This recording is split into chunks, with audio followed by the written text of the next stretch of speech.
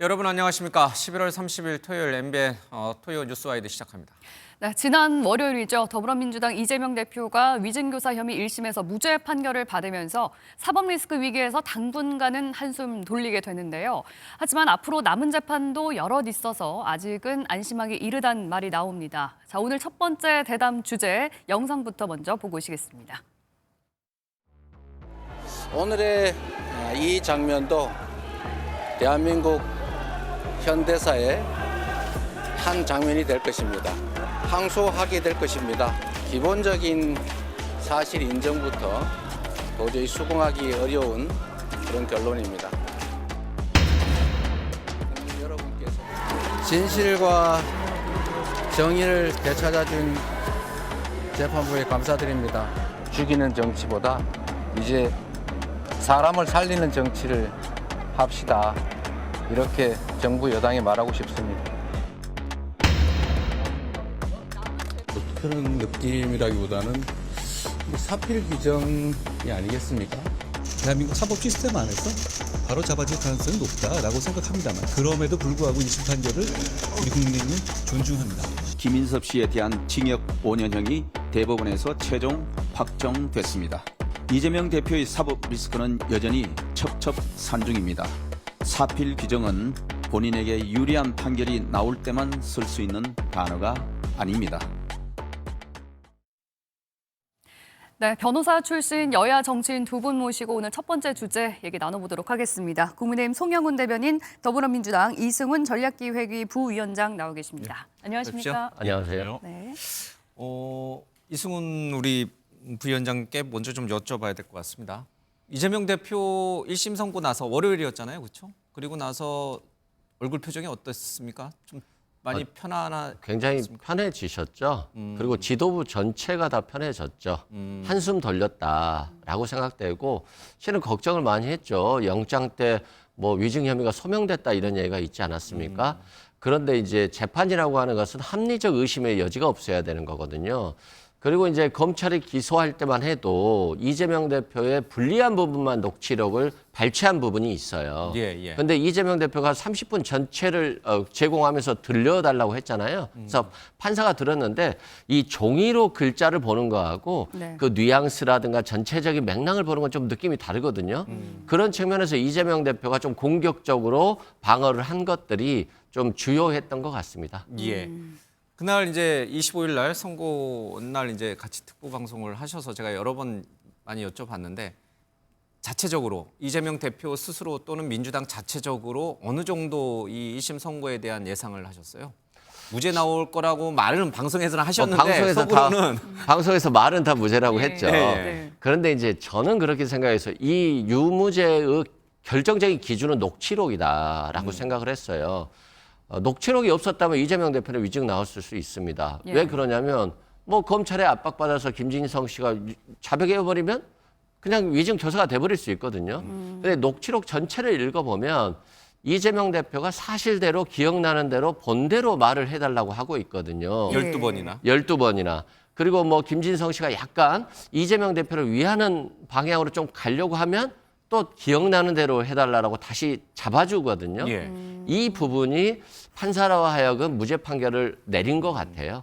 그리고 항소심에서도 받기가 어려운 부분이 결국에는 녹취록 때문에 기소를 했지만 녹취록 때문에 무죄가 나왔다 이런 생각됩니다. 예, 송영훈 대변인도 혹시 예상을 하셨는지 모르겠습니다만 이번 판결이 예전에 선거법 위반 사건에서는 오히려 벌금형이 나올 거라는 예측들이 많았는데 징역형이 나오고 이번 판결은 오히려 유죄를 피할 수 없을 거다. 민주당에서도 내심 또 유죄가 나오는 건 아니냐 걱정을 했을 정도로 이런 예상들이 많았는데 아예 무죄 판결이 나와버렸거든요. 이런 예측을 뒤집는 판결들 어떻게 보셨습니까? 일단 선거법 사건 같은 경우는 저희 당에서도 많은 분들이 징역형 예상하셨기 때문에 그 예상으로부터 많이 벗어났다 이렇게 말하기는 어려울 것 같고요. 이 위증교사 1심 판결은 저희가 법원의 판결을 존중은 합니다만 그 존중은 사법 시스템 전체에 대한 신뢰입니다. 즉 1심 판결에서 뭔가 사실관계를 잘못 파악했거나 법리가 잘못 적용됐다면 그것이 항소심, 상고심을 거치면서 사법 시스템 내에서 시정될 수 있다는 그 시정 가능성에 대한 신뢰인 것이거든요. 예. 이 판결문이 전체가 78쪽인데 제가 처음부터 끝까지 다 읽어봤습니다. 판결문 내적으로 모순되는 내용이 너무 많아요. 단적으로 하나만 제가 소개를 해드리면 이 위증을 실제로 실행을 한 김진성 씨에 대해서는 유죄를 인정하지 않았습니까? 500만 원 벌금 나왔죠. 그렇습니다. 그러면서 법원이 뭐라고 얘기를 하냐면 그 2002년에 검사 사칭 사건 당시에 예. 김병량 성남시장 측과 KBS 간에 네. 그 이재명 당시 변호사를 주범으로 몰기로 하는 어떤 협의, 뭐 고소 취소 여부에 관한 협의 이런 것은 그 김진성 씨가 전혀 알지 못하였다. 예. 이렇게 판결문에 쓰고 있습니다. 그런데 이재명 대표가 뭐 어떠한 것을 그런 이야기를 들었다고 해주면 되지라고 하는 부분이 우리 시청자들께서도 많이 들어보셨겠죠. 그 예. 녹음 파일도 분명히 있어요. 예. 그리고 김진성 씨가 전혀 알지 못했기 때문에 그 증언한 내용은 사실상 이재명 대표가 설명해준 내용들을 바탕으로 형성이 된 겁니다. 예. 그럼에도 불구하고 그 교사 행위는 인정을 하면서 교사의 고의가 없다고 하고 있거든요. 이런 부분에 대해서 지금 많은 법률가들이 납득하기 어렵다는 의문을 표하고 있기 때문에 그 부분이 그러면 항소심에서도 바뀔 가능성이 있다고 보시는 건가요? 저만 그렇게 생각하는 것이 아닙니다. 주변에 여러 변호사들하고도 의견을 나눠봐도 예. 이런 부분에 대해서는 이런 판결이 만약에 대법원에서 확정이 되면 앞으로 우리나라에서는 빌드업 위증교사가 만연하게 된다. 이런 우려들을 하고 있습니다. 이번 판결에서 한 가지 또 의아했던 부분이 말씀하신 것처럼 위증죄 혐의를 받고 있는 김진성 씨는 유죄를 받았고 이재명 대표는 오히려 위증을 교사했다라는 혐의 부분에 대해서는 아예 무죄를 받았잖아요. 많은 분들이 전망을 하기로는 유죄면 둘 다 유죄, 무죄면 둘 다 무죄, 판결이 나올 거다라는 예측이 많았는데 한쪽은 유죄, 한쪽은 무죄. 이런 판결이 나온 배경은 뭐라고 보십니까? 그러니까 그 부분에 대해서 저희가 많은 의문을 갖고 있는 건데요. 예. 지금 법원 판결을 보면은 이재명 대표의 교사 행위는 있었다고 인정을 했습니다. 예. 그런데 이제 법률 용어로는 그 뒷단에 있어야 될 정범의 고의와 교사의 고의가 모두 없다고 하거든요. 고의성이 없었다. 그러면서 그 논거가 뭐냐면 네. 자 이재명 대표가 김진성 씨와 통화를 한 것이 2018년 12월 22일과 24일입니다. 예. 실제로 나가서 증언을 한 것은 그 다음에 2월 14일이니까 약 7주에서 7주 반 정도 간격이 있어요. 네. 그 당시에 김진성 씨가 한 번 원래 증인으로 출석하기로 되어 있는 날짜가 있었는데 자기가 못 나가겠다고 하면서 불출석을 한 적이 있어요. 네. 뭐 그런 사정들을 종합해서 이 전화 통화를 할 당시에는 김 씨가 증언을 할 의사도 확실하지 않았고 또 어떤 증언을 할지 증인신문사항 이런 것도 완성이 안 됐다는 이유를 들고 있습니다. 그런데 만약에 이런 판결이 확정이 되면요. 앞으로 우리나라에서는 빌드업 위증교사가 만연하게 돼요. 무슨 얘기냐면 피고인이나 민사소송의 당사자가 예. 본인이 위증을 부탁하거나 요구하고 싶은 사람과 미리 접촉을 합니다. 네. 그러면서 일정한 내용의 위증을 요구하거나 부탁해 놓은 다음에 네. 본인은 뒤로 빠지고 이 판결문의 사실관계처럼 변호인에게 넘겨요. 그다음에 변호인이 통상적인 어떤 증인신문 사항을 작성하는 절차를 밟고 나가서 증언을 하는 그런 단계적인 과정을 거치면 예. 최초의 위증이 될 만한 증언을 부탁한 사람은 처벌할 수 없다는 아주 문제가 많은 결론에 이르게 됩니다. 이것을 과연 우리나라 상급심 법원들이 사법 정책적인 차원에서 감당할 수 있겠는가? 이것에 관한 많은 의문이 지금 있는 상황인 것입니다. 예. 근데 이승훈 우리 부위원장도 변호사시니까 이제 많은 변호사들이 그런 부분에 대해서 문제가 있었던 1심 판결이었다라고 이제 본다고 하셨는데 또 동의는 안 하시니까요, 그렇죠? 이제 제가 말씀드리면 녹취록에 이제 그때 당시에 KBS하고 성남시장 간에 합의가 있었던 거 아니에요? 고소 취하에 대한? 그러니까 김진성 씨가 아니라고 그래요. 아니에요. 그러면 뭐 고소 취소에 대한 협의나 교감 같은 거 있었던 거 아니에요? 뭐 기억을 좀 되살려 봐가지고 또 주변 사람들하고 얘기도 해서 한번 확인해 보세요라는 예. 얘기를 한단 말이에요. 그렇기 때문에 이재명 대표가 위증을 교사하지 않았다 이런 것이고요. 네. 실제 뭐 구체적으로 뭘 해달라 한 게 없어요. 만약에 변호사들이 김진성 씨한테 뭔가를 요청했다라고 한다면 그 부분도 조사를 했을 거거든요. 그래서 예. 이 사건 자체가 김진성 씨의 진술에 너무 의존해서 기소한 약간 무리했던 기소였기 때문에 무죄가 나오지 않았나 싶어요. 근데 이 대목에서 이제 시청자분들이 좀 이렇게 헷갈려 할 수도 있고 궁금해 할 수도 있는 것이 위증을 한 사람은 김진성 씨잖아요. 그렇죠? 김진성 씨는 6개 혐의 중 4개에서 위증이 맞다라고 재판부가 판결해서 벌금 500만 원 형량을 줬단 말이에요. 근데 시킨 사람은 무죄예요. 그렇죠? 앞서 김진성 씨에 대한 선고가 먼저 있었기 때문에 김진성 씨가 유죄가 나오면 당연히 시킨 사람도 유죄가 나와야 되는데 그러면 김진성 씨만 유죄고 이재명 대표는 무죄다. 그러면 김진성 씨는 왜 위증을 한 거지? 누구를 위해서 위증을 한 거지? 이제 이런 궁금증이 이제 일반인들 시청자분들이 생기거든요. 김진성 씨는 왜 위증했다라고 재판부는 보고 있어요? 그러니까 뭐 이재명 대표가 증언을 해달라고는 했지만 자신이 뭐 스스로 뭐 위증을 했다 이런 판단을 한 것 같아요. 그러니까 재판부는 그렇게 봤어요. 네. 예, 스스로 위증을 한 것이다. 한번 제가 예를 들어볼게요. 이재명 대표가 과거에 친구들과 뭐 있었는데 한 친구가 싸움을 합니다. 이재명 대표는 말리기만 했어요. 그런데 이재명 대표 그 상대방들을 이재명 대표가 때렸다고 하는 거예요. 나는 말리기만 했는데 그래서 누명을 썼다라고 했어요. 그래서 증언 좀 서달라. 그러면서 그때 당시에 한 18년 전인데 내가 그때 맞기만 했고 말리기만 했는데 억울한 누명을 썼으니까 너가 좀 증언 좀 서달라고 했어요.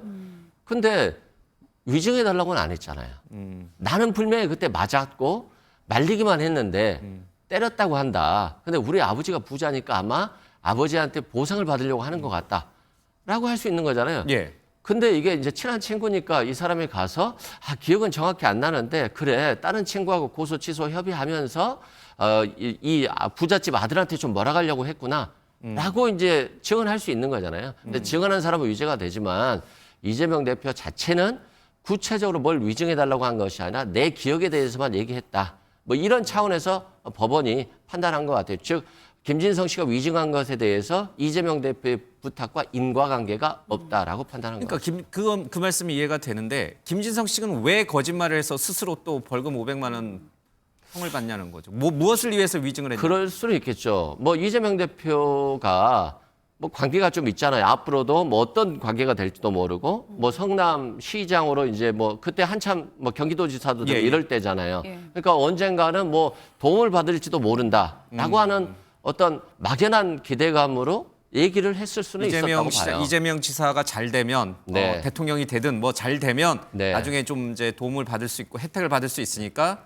이재명 지사에게 유리한 증언을 해주겠다. 이렇게 스스로 위증을 마음을 먹었다. 그리고 어떻게 생각하면 증언의 내용 자체가 특별한 게 없어요. 저는 이 증언 자체가 재판에 영향을 거의 미치지 않았다고 보는데 아니 고소 취소 협의가 있는 거하고 이재명 대표가 억울한 누명을 쓰는 걸 입증하는 거하고 별 의미가 없거든요. 예. 그리고 김진성 씨가 대화 과정에서 그때 이재명 대표에게 몰아가는 분위기였어요. 그 검찰도 그렇고 성남도 그렇고 KBS도 그렇고 그 분위기 자체는 인정을 했잖아요.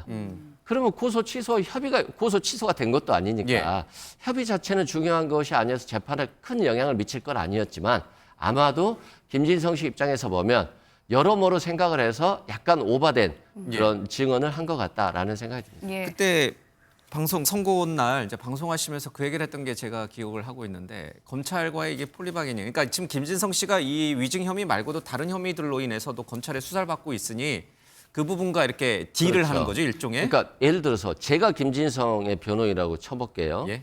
그러면 김진성 씨는 김병장 시장으로부터 고소 취소에 대한 협의를 들었습니다라는 거잖아요. 근데 김병장 시장은 돌아가셨거든요. 예. 그럼 자기가 위증했다는 말을 안 하면 위증죄가 처벌이 안 되는 사건이에요. 그럼 당연히 변호인이라고 했다면 김병장 시장은 돌아가셨으니까 협의가 있었다는 걸 들었다고 해도 위증이 확인할 수 있는 방법이 당신밖에 없습니다라고 할 거잖아요. 근데 왜 위증을 했을까? 왜 자백을 했을까라고 보면 이분이 처음 백현동 사건과 관련해서 지금 알선수재로 압수수색을 당했어요. 예. 김인섭 씨는 징역 5년이 확정됐잖아요. 예. 그럼 이 사람도 지금 김인섭 씨를 따라다니면서 지분 4%를 받기로 했다는 거니까 이분도 알선수재로 처벌될 거 아니에요? 예. 그럼 구속될 상황인데 네.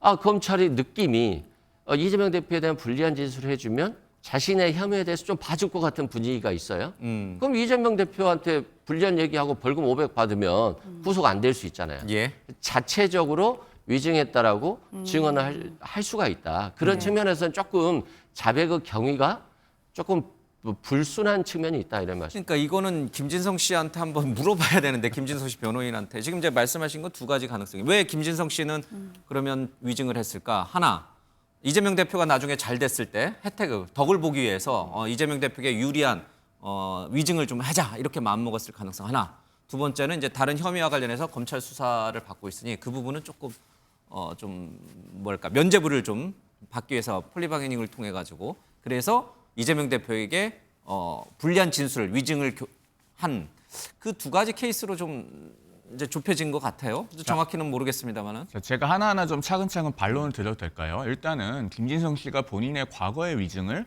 왜 이제 와서 자백하게 됐느냐에 대해서 의문을 제기를 하셨는데 이 판결문을 다 읽어보면 그 내용까지 나옵니다. 김진성 씨가 아까 제가 한 번 불출석했었다고 얘기했잖아요. 그 선거법 위반 사건 증언할 때 그때 그 이재명 대표의 변호인한테 전화를 해서 나 못 나가겠다라고 얘기한 것까지 나와요. 왜 못 나가겠다고 했겠습니까? 본인이 나가면 위증을 하게 되니까 차마 그것은 양심에 거리껴서 본인도 고민이 있었던 것이죠. 그런 녹음 파일까지 다 확보가 된 사건이에요. 그리고 이재명 대표가 그 증언을 일정한 내용을 요구하는 내용의 녹음 파일이 매우 명확하게 갖춰져 있지 않습니까? 그러면은 본인이 위증을 인정을 해야 죄를 가볍게 받는 것이지 만약에 부인했으면은 아마 본인의 위증 혐의에 대해서 벌금 500만 원으로 안 끝났을 겁니다. 징역형 나왔겠죠. 그다음에 두 번째, 법원이 제가 봤을 때는 이 사건에서 간과한 것이 하나 있어요. 공소사실에는 뭐가 나와 있냐면 2018년 12월 22일에 이재명 대표가 김진성 씨하고 처음 통화를 해서 그 증언을 해달라고 요구를 할 때 원래는 이재명 대표가 먼저 전화를 한 게 아니에요.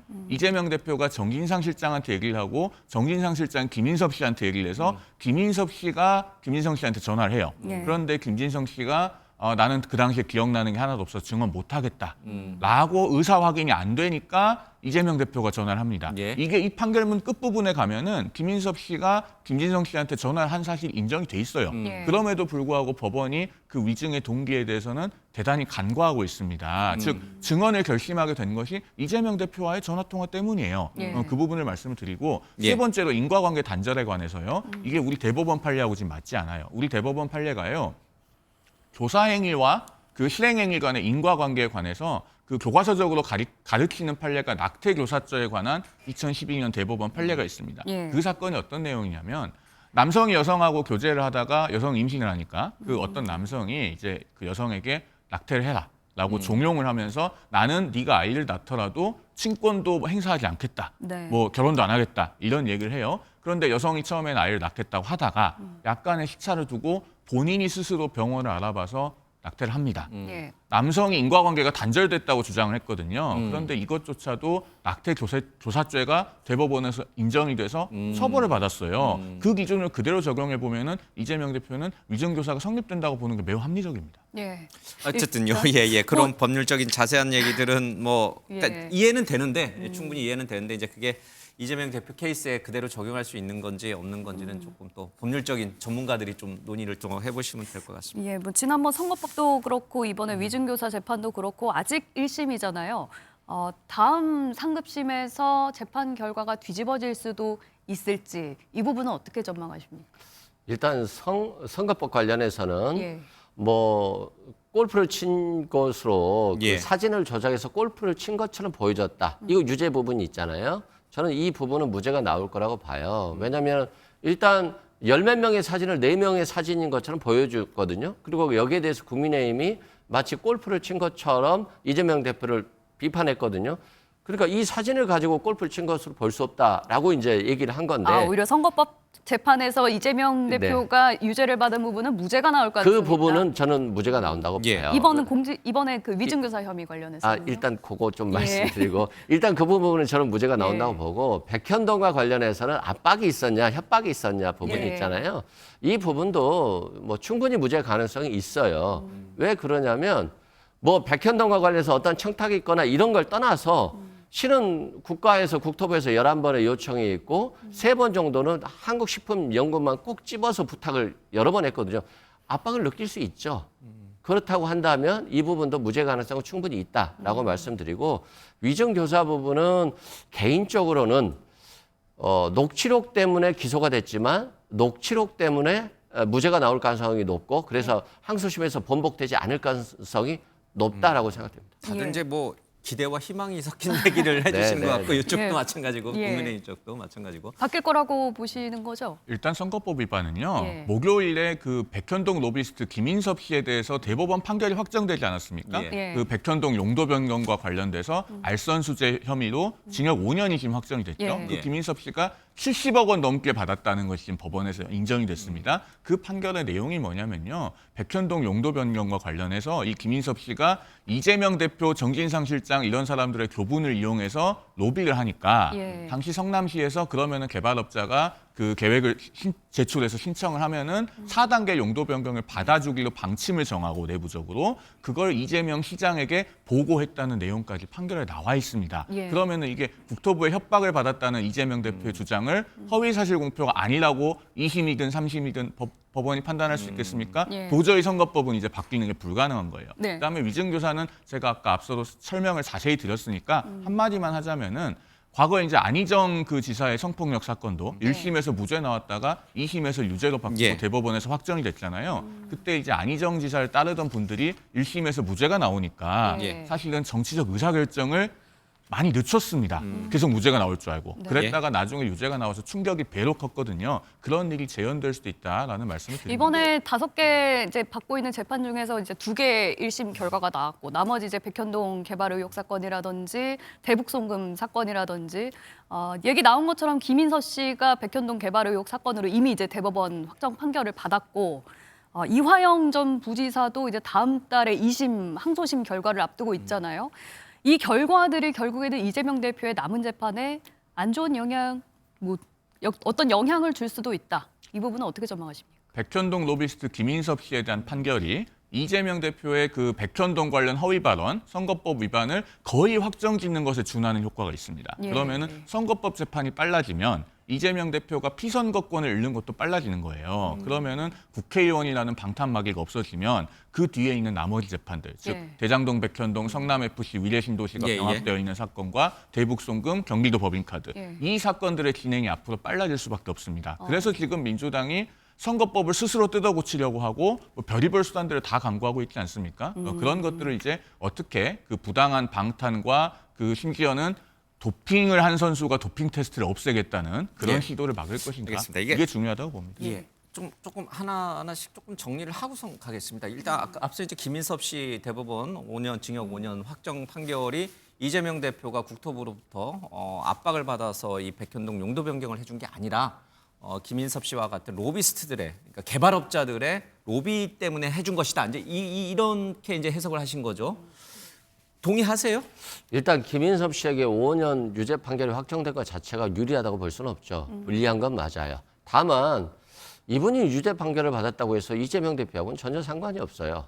어떤 전혀 부분이냐? 상관없다. 어떤 부분이냐? 직접적 상관이 있다라고. 아니 왜냐하면 김인섭 씨는 유죄가 확정됐으니까 상관이 있죠. 예. 그렇지만 이재명 대표 입장에서 보면 관리라든가 뭔가를 잘못한 것에 대한 책임은 뭐 있다라고 봅니다. 그렇지만 김인섭 씨한테 돈 받았다는 게 판례에 나와 있습니까? 하나도 없어요. 이재명 대표가 김인섭 씨로부터 돈을 받거나 로비를 받았다라는 증거는 증거 정황은 없어요. 하나도 예. 없다. 청탁을 받았다는 증거도 없어요. 그리고 이재명 대표가 뭐 김인섭 씨를 만나서 어떻게 해주겠다는 것도 없어요.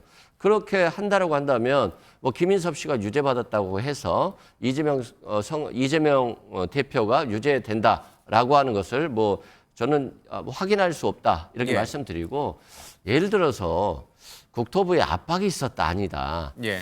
이거 가지고 대선 후보 자격을 박탈한다는 게 뭐 법을 떠나서 맞는 걸까요?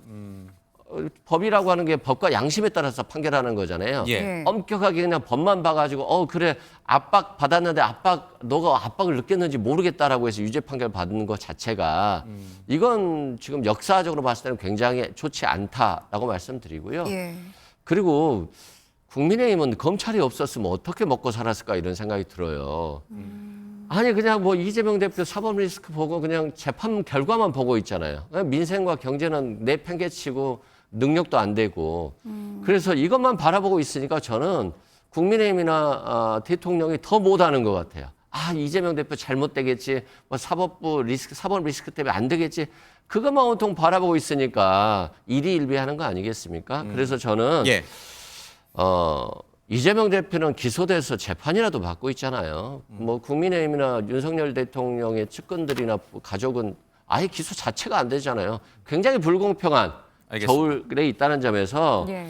저는 좀 민생에 좀 신경 쓰였으면 좋겠다 이런 생각이 듭니다. 이 지금 두 개 이제 재판이 1심 선고 난 나머지 3개는 지금 이 다음 대선이 있기 전에 1심이 나올 가능성이 있어요? 1심이 나올 가능성은 있지만 뭐 대법원 확정될 가능성은 거의 없다. 그러면 이제 이재명 대표의 대선과도에 나머지 3개 재판은 영향을 주지 못할 것이고 이제 지금 1심 선고가 나온 2개 정도가 아마 이재명 대표가 피선거- 대선에 나갈 수 있냐 그렇죠. 못 나가느냐를 결정짓는 분수령이 될 것이다. 네, 그렇습니다. 이렇게 예. 보고 있군요. 알겠습니다. 그래서일까요? 요즘 민주당의 움직임이 심상치 않습니다. 어떤 움직임들이 일고 있는지 준비된 영상으로 보고 오시겠습니다. 사법 시스템을 망가뜨려서라도 이재명 대표를 구하겠다는 그런 일종의 아부성 법안이라고밖에 볼 수가 없습니다. 이재명 대표의 허위사실 유포죄 징역형 집행유예 난 그 범죄는 아예 면소 판결로 사라지게 되는 겁니다. 그게 이 법의 목적이겠죠.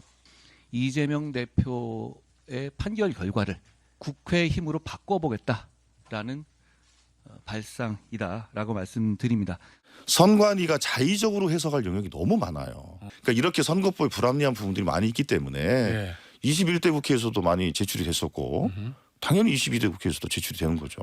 이건 전형적인 방탄이 될 수밖에 없죠. 특히나 뭐 허위사실 공표를 없애겠다? 그러면 이제 면소가 됩니다. 그걸 노리고 있다 보죠. 전형적인 위인설법이 됩니다. 이재명 대표를 위한 법을 고치겠다 이 얘기가 되죠. 예, 앞서 이제 이재명 대표의 앞으로 대권가도에 영향을 미칠 재판 결과들은 이제 앞서 1심 결과가 나온 선거법 위증교사죄가 될 거다라고 얘기를 했는데 지금 민주당 박희승 의원인가요? 허위사실 공표죄를 삭제하고 피선거권 박탈 기준을 100만 원 이상에서 1000만 원 이상으로 높이는 개정안을 발의했습니다. 이 부분이 결국에는 이재명 대표를 위한 맞춤형 개정안 발의가 아닌가 이런 지적들이 나오고 있거든요. 왜냐하면 지금까지 선거법에서 징역형을 선고받았는데 만약에 2심에서 이게 벌금형이 나오더라도 100만 원 이상이 나와버리면 어차피 이제 대선에 나가지 못하게 되니까 이걸 1000만 원으로 올려버리자. 이런 게 이제 민주당의 계산이 아니냐라는 건데 어떻게 보십니까? 저는 뭐 민주당의 계산이라기보다는 박희승 의원의 생각일 거예요. 개인의 생각이다. 네, 왜냐하면 뭐 100만 원 이상이나 예. 1000만 원 이상이나 판사 입장에서 보면 1000만 원을 100만 원으로 생각하면 되는 예. 거거든요. 그래서 판사가 뭐 2천만 원, 1,500만 원 선고하면 의미가 없어요. 예. 그리고 또 허위사실 공표 그럼 없애는 건 어떻게 보세요? 없애면 안 되겠지 않겠어요? 허위사실 공표죄는 있어야 된다고 보고요. 예. 다만 허위사실 공표를 사람의 인식이나 기억 가지고 처벌하는 것은 안 됩니다. 누구를 모른다, 기억이 안 난다. 서로 그게 그 사람의 기억과 다른 거짓말이라고 할지라도 이것 가지고 대선 후보 자격을 박탈하면요. 대선에서 패배한 사람들 다 자격 박탈이에요. 나올 수가 없어요. 예. 그렇기 때문에 이건 그렇고요. 그리고 대통령 거부권 있잖아요. 뭐 민주당이 원해서 법 개정한다라고 해서 대통령이 거부권 행사해버리면 아무것도 없고요. 또 판사의 생각은 100만 원이나 1000만 원이나 자신의 판단 기준이 있기 때문에 예. 똑같습니다. 그래서 예. 지금 시점에서 개정하는 것은 조금 위험하다라고 생각합니다. 이게 뭐 민주당에서 이런 개정안이 나왔지만 대부분의 국민이라든지 아니면 국회의원들, 심지어 민주당 의원들조차도 별로 동의를 안 하는 내용이니까. 그러니까 이게요. 예. 민주당 스스로 굉장히 수치스러운 줄 알아야 됩니다. 이게 뭐냐면 자기 팀 주전 선수가 약물 복용하다 걸리니까 도핑 테스트를 아예 폐지하자. 또는 약물 복용 한 번 걸린 선수는 대회 나가게 기준을 완화해주자. 지금 이게 민주당이 하고 있는 겁니다. 얼마나 알겠습니다. 부끄럽습니까? 두 분이 변호사니까 특검법 얘기 잠깐 질문 좀 드리고 이제 정리하도록 하겠습니다. 지금 김건희 여사 특검법을 이제 민주당이 했고 대통령이 제2호권을 해서 이제 다시 국회로 돌아갔어요. 이제 다음 달 10일 이제 재투표를 이제 목전에 두고 있는데 한동훈 대표가 이거 심상치가 않다. 명태균 씨 관련된 수사, 검찰 수사 흐름도 그렇고 좀 동의를 하는 쪽으로 좀 많이 분위기가 바뀌고 있나요? 친한계 쪽에서는? 그 부분에 관해서 제가 좀 말씀을 드리면요. 일단 어제와 그제 그 한동훈 대표가 그저께에는 직접 그리고 어제는 당에서 오보를 각각 한 번씩 부인한 게 있었습니다. 예. 그 내용은 뭐 이미 알고 계실 거고요. 그러니까 현재 시점에서 한동훈 대표가 무슨 특검에 찬성하기로 입장을 바꿨다 이런 관측은 전혀 현재 상황과는 맞지 않습니다. 전혀 사실 아니다. 다만 이제 그 정치는 항상 살아 움직이는 생물이고 예. 만약에 상황이 바뀌고 현실이 바뀌면 그것에 대한 대처와 해결책도 달라져야 되지 않겠습니까? 그러니까 뭐 만사가 고정불변이다. 저희가 이렇게 말씀드리는 것은 아니고 예. 다만 그런데 지금 그 민주당이 내놓은 특검법은 계속 특검 후보를 민주당이 고르게 돼 있어요. 대법원장이 아무리 추천해도 비토권이 있고 그다음에 야당이 또 4명의 특검 후보 중에 2명을 치게 되어 있지 않습니까? 예. 결국은 내가 원하는 특검 후보를 골라서 답정너식으로 원하는 결과를 받아들이겠다는 그 무늬만 제3자 특검법에서는 전혀 변하지 않았습니다. 예. 그런데 그 수사 대상에 지금 명태균 씨 사건이 들어가 있잖아요. 그러면은 국민의힘 정치인들 중에 일부는 그 수사 대상이 될 수 있는 개연성이 있을 수 있는데 예. 그것을 과연 국민의힘 정치인들이 현실적으로 찬성표가 많이 나올 수 있겠는가 생각해 보시면 자연스럽게 답이 될 거라고 알겠습니다. 생각합니다. 한 가지만 더 여쭤보겠습니다. 혹시 이제 한동훈 대표의 생각을 잘 읽으니까 우리 송영훈 변호사께서 대변인께서 한동훈 대표는 지금 창원지검에서 하고 있는 검찰의 수사의 칼끝이 김건희 여사를 향해 갈 수밖에 없다.